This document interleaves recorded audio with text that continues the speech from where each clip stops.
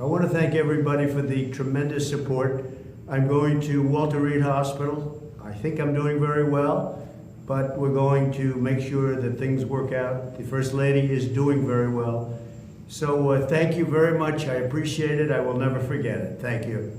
And we heard similar messages of support from Vladimir Putin. President Trump there, walking down the steps, holding on to the cordon barrier as he so often does. He saw a salute there as he makes his way past the cars. Very relaxed body language, as we saw as he was leaving the White House as well, and Mark Meadows, his chief of staff, alongside him. You won't be able to quite see in your shot at the moment, but there is a number of members of the public as well as the press trying to capture an image of the president. This is a stunning turn of events. It doesn't come as a surprise to some. They worried that Donald Trump was making himself vulnerable and that there was a possibility that at some point he himself would fall prey to this pernicious virus which has swept across the country. But the manner in which it happened, the news breaking in the middle of the night at this point in the election, I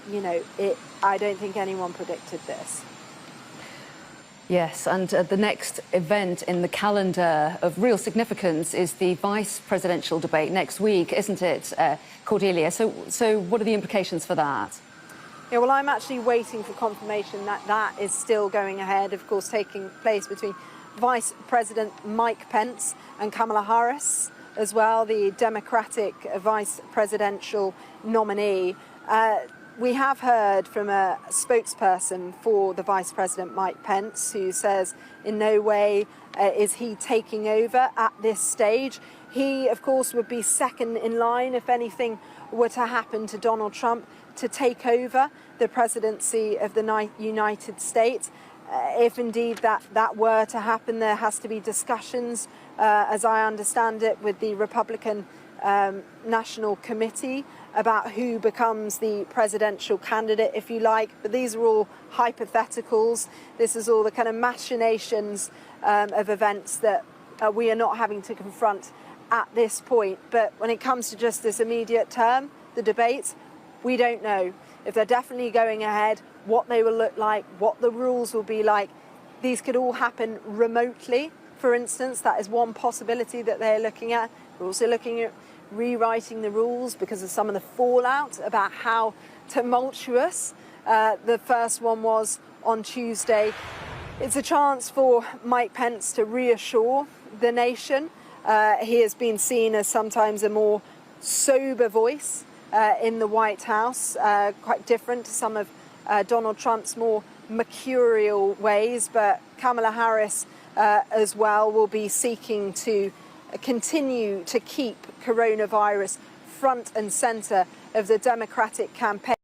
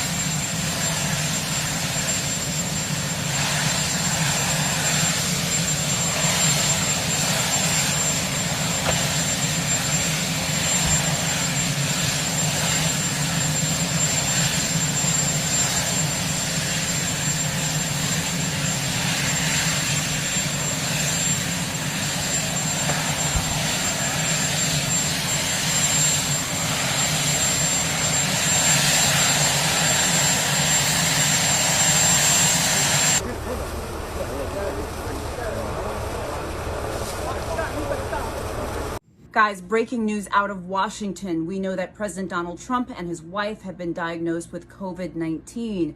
But now reports are saying that he is headed to the hospital. That is right. He is headed to Walter Reed National Military Medical Center in Bethesda, Maryland. According to sources, his aides apparently are saying that this is a precautionary move. And that officials say they expect him to be there for a few days.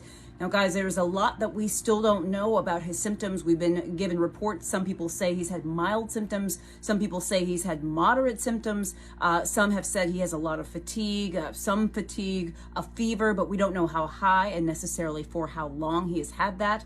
There's also been reports about some of the treatments that he is being given. Apparently, Regeneron, an experimental monoclonal antibody treatment, he is apparently being given amongst other things as well. The White House press secretary says that the president remains in good spirits and has mild symptoms, has been working throughout the day, but then says that out of an abundance of caution and at the recommendation of his physician and medical experts, he will be working from the presidential offices at Walter Reed for the next few days. You know, guys, there's a lot that we still don't know. You know, there's many variables here. Of course, you know, this is the president of the United States, and with him, just as with honestly anyone, we need to be cautious and we need to be very thoughtful, and he needs to be monitored very closely. Some questions I have as a physician is, you know, how is he clinically doing? That means, how is he doing? How does he look? How does he sound? How does he seem? Is he breathing okay? How fatigued is he? How high is his temperature? Is it coming down with fever-reducing medications? Are there other symptoms that he has? Are there concerns that they have that they need him to be monitored in a higher level facility than, say, the White House, which I imagine that is probably the case because they are sending him to the hospital. And again, how precautionary is this in terms of where his symptoms are? The most important thing is that he is being monitored very closely because, as we know, symptoms can come 2 to 14 days after exposure to COVID-19. First of all, symptoms come a medium of probably about 5 or 6 days after someone's exposed. But we also know that symptoms sometimes don't get severe until later on, right? So sometimes people start out with milder symptoms and those symptoms get worse. We don't know if that's going to be the case with President Trump. We certainly hope that's not going to be the case, but we simply don't know. So again, there are a lot of questions about his clinical status right now, how he's feeling, how he's doing, but it sounds like they are taking precautions and being very cautious with him by having him and moving him to a hospital. In fact, they expect him to be there, according to sources, for a few days. Guys, we're going to keep following this story. This is a lot of stuff going on right now. It even underscores even more the importance of us all wearing our masks, social distancing, understanding and respecting this virus, because clearly it does not discriminate. Stay away from groups and from crowds. Take care of yourself and loved ones. Wash your hands. Use hand sanitizer. Guys, I'm Dr. Jen Caudle. Please share this video with other people. Also, if I do daily health videos, please like and follow my page. For those of you who send stars, I so appreciate you. I answer your questions first. Guys, I'm Dr. Jen Caudle. I will see you soon. And we heard similar messages of support from Vladimir Putin. President Trump there